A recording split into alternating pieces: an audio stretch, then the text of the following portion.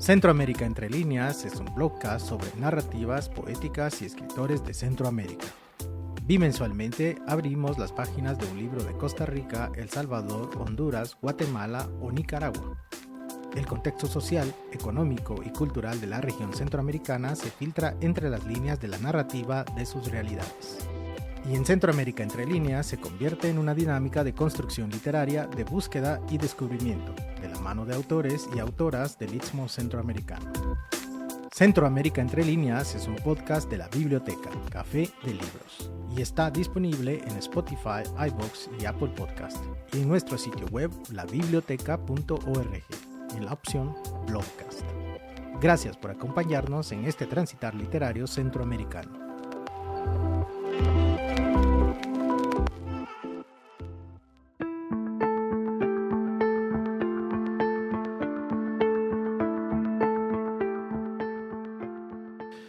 Hoy, en Centroamérica entre líneas, Jinetes en el cielo, de Mario Roberto Morales.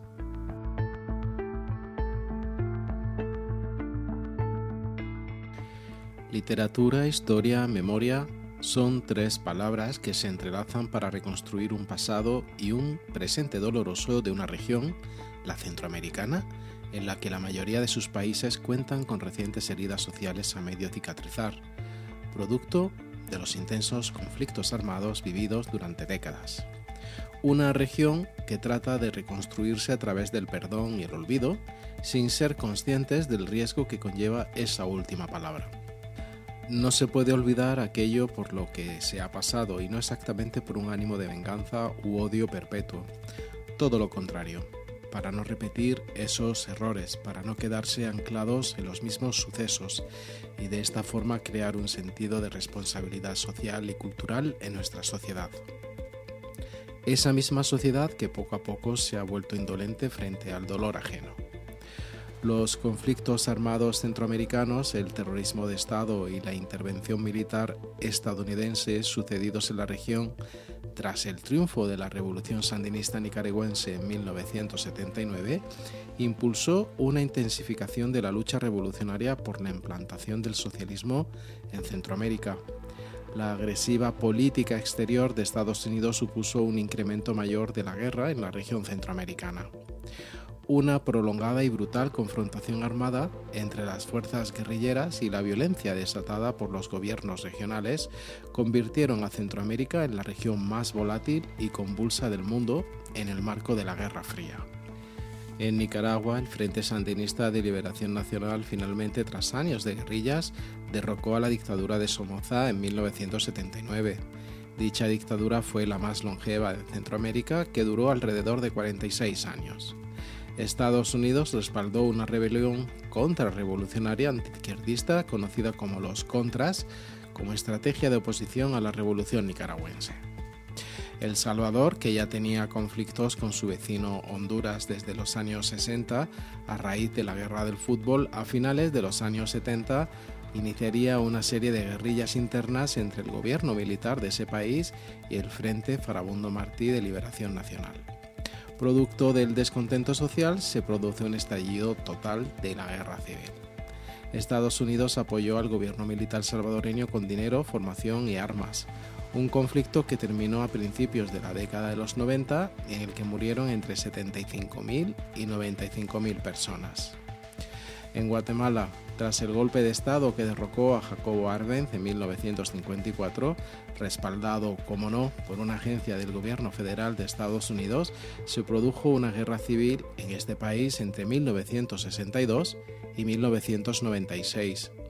Las causas más comunes de este conflicto han sido señaladas como la desigualdad social y económica, la exclusión política y cultural, y el desconocimiento de los derechos de amplios sectores sociales, sobre todo de los pueblos indígenas. La guerra civil finalizó el 29 de diciembre de 1996. Tras más de 36 años de conflicto, se cometieron un total de 626 masacres contra comunidades de campesinos, dejando alrededor de 250.000 personas muertas o desaparecidas. Honduras ha sufrido a lo largo de su historia constantes golpes de Estado y juntas militares.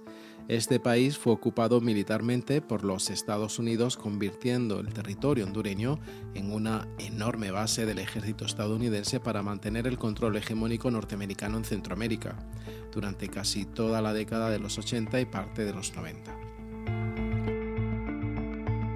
Durante las diferentes guerras civiles centroamericanas y especialmente en el conflicto armado interno de Guatemala, se cometieron aberrantes violaciones a los derechos humanos. La literatura tiene un papel coyuntural en ayudarnos a comprender, asimilar y, lo más importante, a no olvidar, siendo conscientes que en este tipo de conflictos solo hay perdedores. La literatura forma parte de nuestras vidas y contar nuestras historias nos permite abordar ficcionalmente las voces de quienes padecieron directamente las consecuencias de la guerra y de aquellos que participaron en primera línea. Es un ejercicio interesante y hasta saludable poder abordar estos hechos históricos deleznables desde la óptica de la narrativa de ficción, por lo que en este capítulo de Centroamérica entre líneas le invitamos a leer la novela Jinetes en el cielo del escritor guatemalteco Mario Roberto Morales. Jinetes en el cielo inicia con una advertencia oportuna. Los personajes, las situaciones y los narradores de esta historia están basados, como ocurre en toda ficción, acerca de sucesos colectivamente conocidos, en hechos y en personas reales. Pero como elementos de la trama novelesca, tanto ellos como la historia son enteramente imaginarios. Por eso mismo no resulta pertinente equiparar la ficción a la que el lector está a punto de entrar con los hechos y las personas que la inspiraron. Y mucho menos lo es tratar de establecer grado alguno de veracidad histórica en las inevitables coincidencias. A mediados de los 90 confluyeron una serie de intereses económicos y políticos que desembocaron en la firma de la paz en Guatemala. El capital corporativo transnacional necesitaba asentarse en el país. La oligarquía, improductiva y rentista, ambicionaba asociarse a él porque no estaba dispuesta a hacerle la competencia. Y para ello tenía que privatizar activos del Estado a fin de recibir aquel capital en calidad de socia minoritaria. Para desentenderse del desarrollo económico nacional, el gobierno y la oligarquía le entregaron a la cooperación internacional todo lo relativo a la problemática social. Por su parte, los militares de la paz ambicionaban controlar el Estado y los militares de la guerra querían asegurarse de que la infraestructura, por ellos formada durante el conflicto armado, junto a sus pares de la paz, permaneciera funcionando para la expansión de la narcoactividad, el secuestro, el robo de autos y la trata de personas. Esto hizo que las mafias militares vieran en la firma de la paz una oportunidad de trabajar juntas mediante un pacto de no agresión. Pero como la guerra era un buen negocio para la cúpula militar contrainsurgente y también para la cerrada comandancia guerrillera, era necesario convencerlos a ambos mediante argumentos constantes y sonantes. Fue aquí cuando Naciones Unidas se convirtió en el factor que legitimó el negocio de la paz, prometiendo millonadas para las partes, así como el escamoteo legal para los crímenes de guerra cometidos por ambos bandos. Y fue así como una guerrilla militarmente derrotada y un ejército condenado por el Pentágono a recluirse en los cuarteles y alejarse momentáneamente del Estado, firmaron la paz que se conoce en 1996. Pero hubo un hecho que puso en peligro este negociazo, y fue el secuestro hecho por una organización guerrillera cuando el cese del fuego ya había sido firmado. En este contexto surge la misteriosa figura de un combatiente cuyo seudónimo fue Mincho y cuya existencia fue negada tanto por el ejército y el Estado como por sus propios compañeros de guerrilla. Él puso en peligro la firma de la paz, es decir, el nuevo comienzo de Guatemala en 1996, un país en el que reinaba el caos político, la corrupción, la violencia generalizada, las olas privatizadoras, el fascismo oligarca, la traición de algunos de los dirigentes de la izquierda guerrillera a sus propias bases y principios y la ausencia de futuro como país. Aunque claro, la firma de la paz no se ofrecía de este modo, sino como el inicio de una nueva era de democracia y justicia social. La trama narrativa de Jinetes en el cielo se asienta en este escenario histórico descrito por el propio autor, que permitió las condiciones que posibilitaron los acuerdos de paz tras el conflicto armado interno en Guatemala, ofreciendo una mirada alternativa desde la ficción sobre la historia oficial. La historia contada como un thriller político y se desarrolla mezclando recursos de la novela de misterio, policíaca, detectivesca e histórica. En el marco de las negociaciones de los acuerdos de paz, el autor articula los hechos acaecidos para articular un plan de silenciamiento de testigos y la eliminación de cabos sueltos en la negociada firma de la paz, como el secuestro de la octogenaria llamada en la novela Ana de Hoffman, viuda del dueño del monopolio del cemento, que responde al plan de jubilación de las cúpulas guerrilleras que pactaron los acuerdos de paz y la derrota de la izquierda en ese país. El asesinato de Monseñor, llamado en la novela Alberti, que presentó un informe sobre las graves violaciones de derechos humanos cometidos en Guatemala durante la Guerra Civil, o el motín en una cárcel de Ciudad de Guatemala que dejó como saldo a 6 decapitados y varios heridos, y de paso a los acusados del asesinato del mencionado Monseñor. Jinetes en el cielo es una versión ficcional sobre la posible relación entre el asesinato del obispo y el secuestro mencionado, el cual casi impidió que se firmaran unos acuerdos de paz que convenían tanto al ejército y a la oligarquía como a la cúpula guerrillera y al gobierno de turno, así como a Naciones Unidas y al capital corporativo transnacional, para iniciar la ola privatizadora de lo público que entronizaría al neoliberalismo como doctrina y práctica política oficial en Guatemala. No es ningún secreto que Guatemala y por extensión Centroamérica ha sido foco de revueltas, fallidas revoluciones, dictaduras, injusticias y actos de crueldad por parte de sus gobiernos. Esto ha provocado que gran parte de la literatura escrita en esta región sea fecunda en estos temas y que esté atravesada por una intención esclarecedora que busca documentar, esclarecer y significar fechas, episodios y vacíos traumáticos para los libros de historia de la región.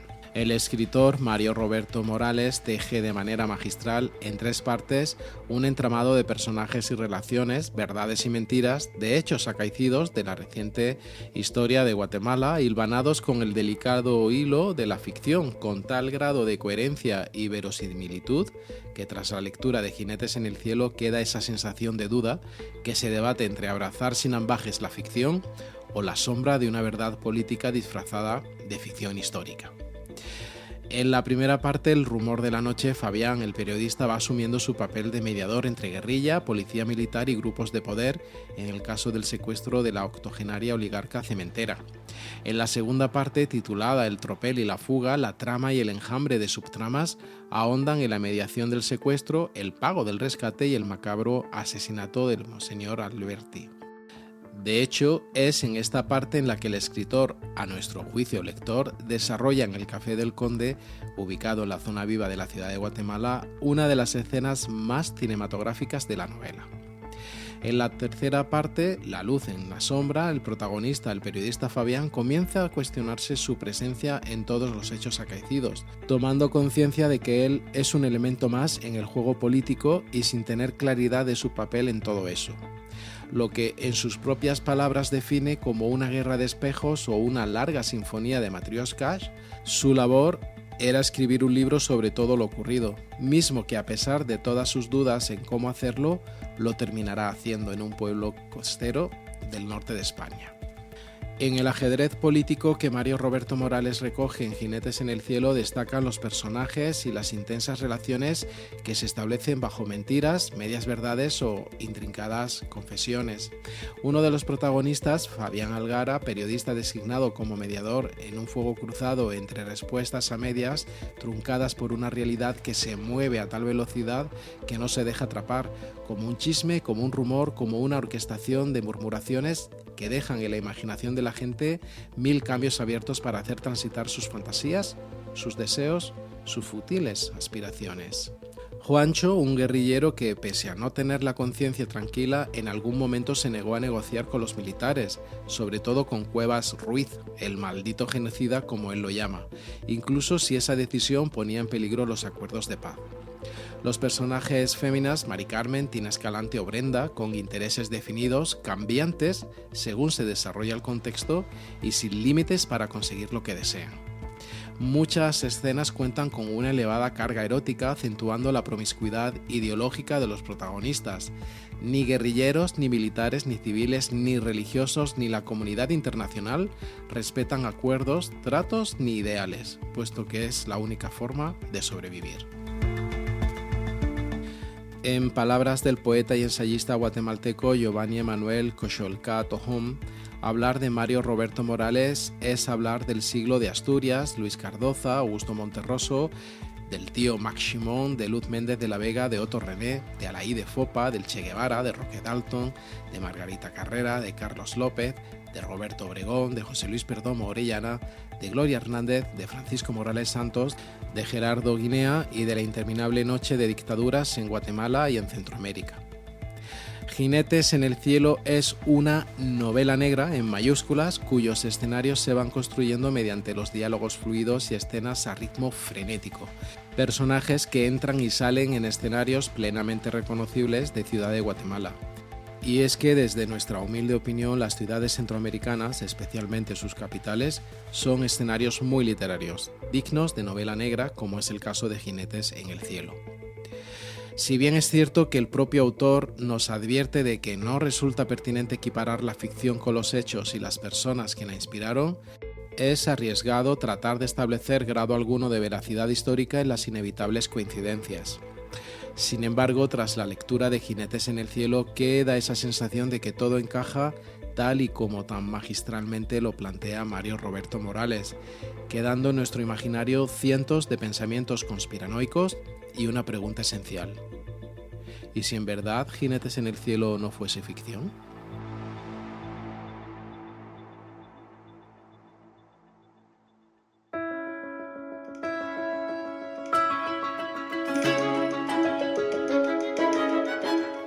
Mario Roberto Morales escribió Jinetes en el cielo y Editorial Cultura la publicó en 2019.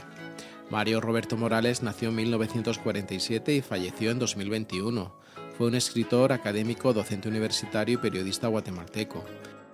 Fue doctor en Literatura y Cultura Latinoamericanas por la Universidad de Pittsburgh y ha sido profesor de su especialidad en la Universidad del Norte de Iowa en Estados Unidos.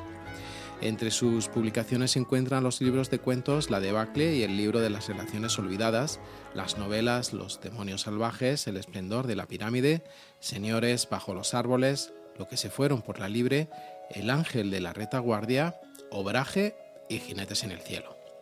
Entre sus ensayos figuran los títulos La cultura de la violencia, El método de la ciencia, La ideología y la lírica de la lucha armada, La articulación de las diferencias o El síndrome de Max Ximón. Breve historia intercultural de Guatemala y estética y política de la interculturalidad, el caso de Miguel Ángel Asturias. De sus textos poéticos mencionaremos Epigramas para interrogar a Patricia, Epigramas y Epigramas de seducción y rituales para purificarse. Además de escritor y académico, Mario Roberto Morales fue un destacado columnista de varios medios de prensa españoles y latinoamericanos y fue miembro de número de la Academia Guatemalteca de la Lengua. En 2007 le fue otorgado el Premio Nacional de Literatura de Guatemala. Ahora sí, finalizamos esta travesía de libros y lecturas inspiradas en el diverso e indómito imaginario de narrativas y poéticas de Centroamérica. Por cierto, en nuestro boletín informativo incluimos parte de los textos narrados, las fuentes de información consultadas y otras novedades sobre los podcasts de Centroamérica entre líneas y Emociones entre líneas. Si desea estar conectado con nosotros, le invitamos a suscribirse a nuestro sitio web, labiblioteca.org, en la opción Un podcast de libros. Gracias a todas las personas que nos escuchan en Estados Unidos, Guatemala, Honduras, España, Bélgica y Canadá. Nos volvemos a encontrar en 2 semanas, aquí, en Centroamérica entre líneas, el blogcast de la biblioteca. Café de Libros.